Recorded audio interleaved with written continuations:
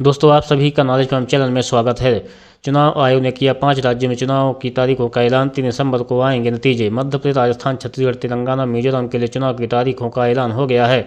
इन राज्यों में 7 नवंबर से चुनाव शुरू होंगे जो 30 नवंबर तक चलेंगे। सभी राज्यों के नतीजे एक साथ 3 दिसंबर को आएंगे। सिर्फ छत्तीसगढ़ में 2 चरणों में मतदान कराने का फैसला किया गया है।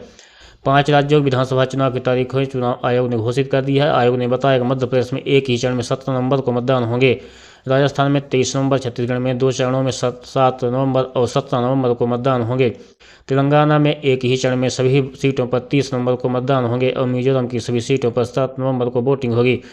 सभी राज्यों के नतीजे 3 दिसंबर को आएंगे। मुख्य चुनाव आयुक्त राजीव कुमार, चुनाव आयुक्त रूपचंद पांडे, अरुण गोयल पीसी में मौजूद थे। 5 राज्यों में 679 विधानसभा सीटें हैं और 16 करोड़ 14 लाख वोटर हैं। चुनाव आयुक्त के मुताबिक इनमें 8.2 करोड़ पुरुष वोटर, 7.8 करोड़ महिला वोटर हैं और 60.2 लाख फर्स्ट टाइम वोटर हैं। ईसी के मुताबिक मध्य प्रदेश में 5.6 करोड़, राजस्थान में 5.25 करोड़, तेलंगाना में 3.17 करोड़, छत्तीसगढ़ में 2.03 करोड़ और मिजोरम में 8.52 लाख मतदाता हैं।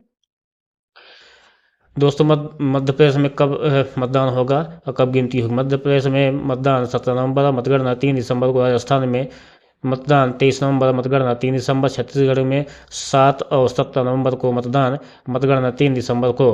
तेलंगाना में मतदान 30 नवंबर, मतगणना 3 दिसंबर को। मिजोरम में 7 नवंबर को मतदान 3 दिसंबर को मतगणना होगी। 5 राज्यों में बनाए जाएंगे 1.77 लाख पोलिंग स्टेशन। मुख्य चुनाव आयुक्त राजीव कुमार ने बताया कि मतदान के लिए 1.77 लाख पोलिंग स्टेशन बनाए जाएंगे।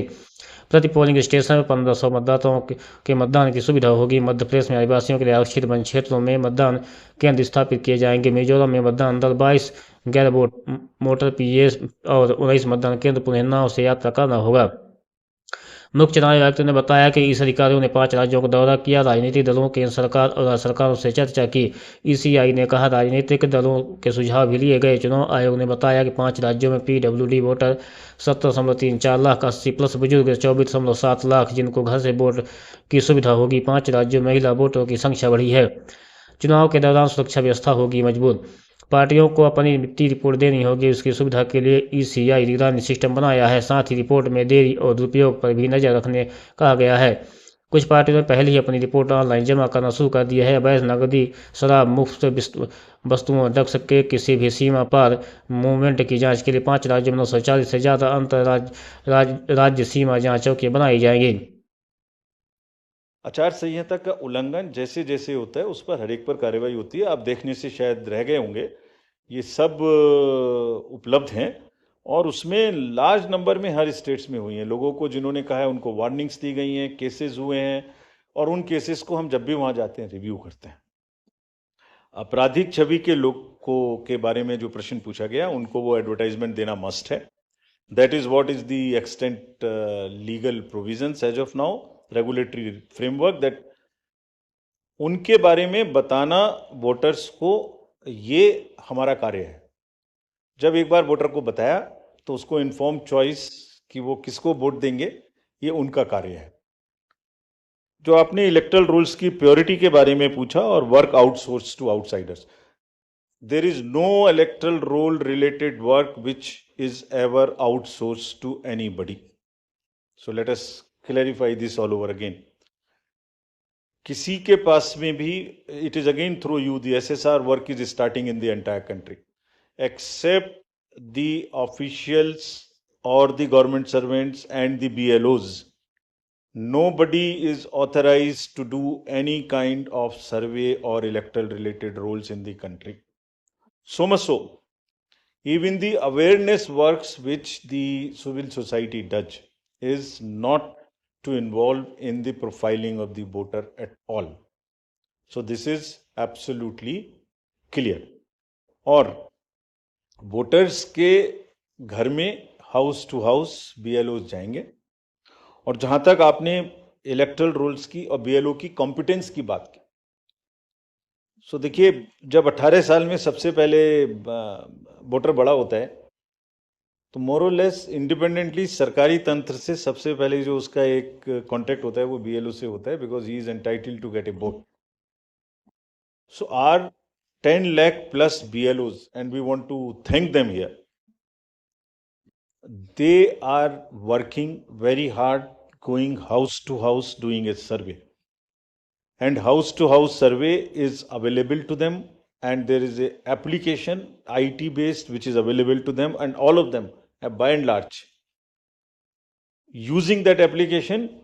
And also what they do, they are maintaining a BLO register. It is the purity of the electoral rolls in terms of all the parameters, like how much should be the 18 to 19 cohort, how much should be the 80 plus cohort, how much should be the women, how much they should compare to the population growth, how much transgender should be there, how much 80 plus there. If transgenders are available in, or PWDs are available in a particular state through social justice department, we go and cross check कि उसके बराबर हमारे यहाँ आ गए कि नहीं आ गए. So electoral rolls purity is something which is our constitutional mandate, and we are very confident that we are doing it. संवाद सिंधी न्यूज़पेपर, हमारी नज़र न्यूज़ चैनल है. सर, ये आचार संहिता के जो उल्लंघन होते हैं इलेक्शंस में, देखा गया है कि कोई एक्शन नहीं होता, सिर्फ आचार संहिता उल्लंघन के केस दर्ज हो जाते हैं. तो सर, कोई आपके पास डेटा है कि लास्ट इलेक्शन में आचार संहिता उल्लंघन में क्या लीगल एक्शन लिया गया कैंडिडेट के खिलाफ? और पॉलिटिकल, एक छोटा सवाल सर, आपने कहा कि जो कैंडिडेट पैसा खर्च करता है उसका रिकॉर्ड यहाँ रखा जाएगा. क्या वो रिकॉर्ड आम पब्लिक देख सकती है कि किस कैंडिडेट ने इलेक्शन में और किस पार्टी ने कितना पैसा खर्च किया? Yeah, gentleman in the second row there, in the middle of that row, please. Sir, मैं प्रदीप कुमार, टोटल न्यूज़ से. सर, मेरा सवाल यह है कि आपने आपराधिक छवि वालों का जो जिक्र किया है और उसको लेकर जो एक्शन की बात की है और जो प्रचार भी करना होगा उनको 3 बार बताना, लेकिन क्या ऐसे आपराधिक छवि वाले, उनकी रोकथाम को लेकर इसके अलावा आपके पास क्या उपाय रहेगा, और अगर जानकारी नहीं मिलती तब एक्शन क्या होगा? एक The lady at the back over there. Yeah.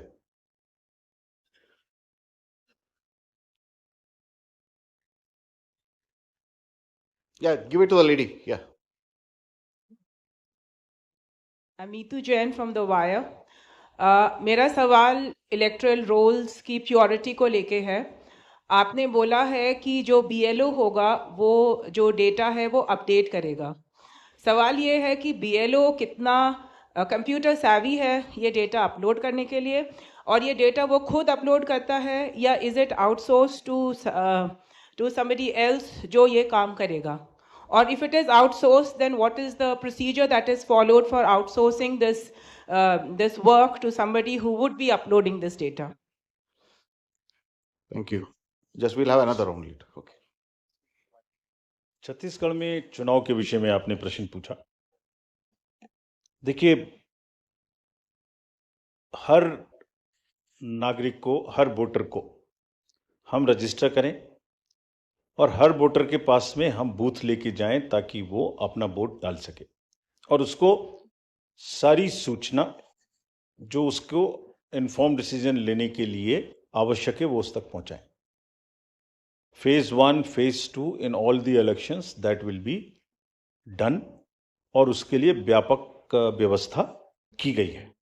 इसलिए हमें सबको अपील है कि वो सब वोट देने आएं, और जो जहाँ भी जितनी भी सुविधाएं और जितनी भी सुरक्षा देने का जरूरत है वो असेसमेंट करके उतनी वहाँ प्रोवाइड की जाएगी.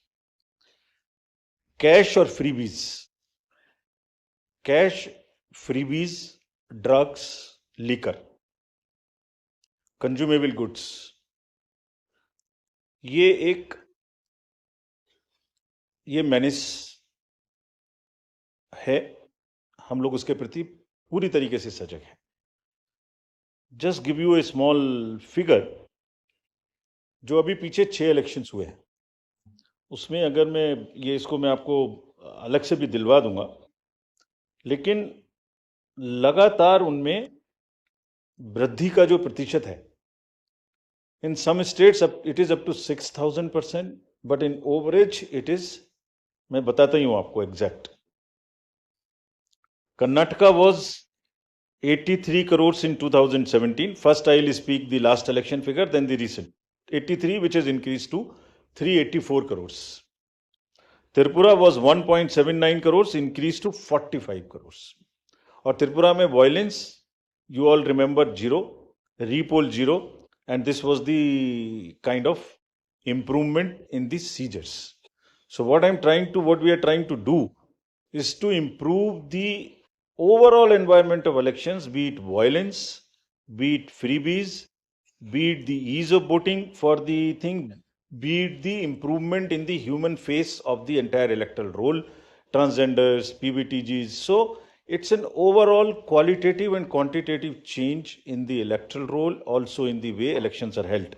Nagaland, 4 crore to 50 crore. We used to be concentrating more on the peaceful elections, which happened there. Simultaneously, this also happened. Meghalaya, 1.1 to 74 crores. All these figures we will get put on the social media also. Gujarat, 27 crores to 800 crores. We caught huge drugs factory. Similarly, in UP elections, it was caught through the seas. HP, 9 crore to 57.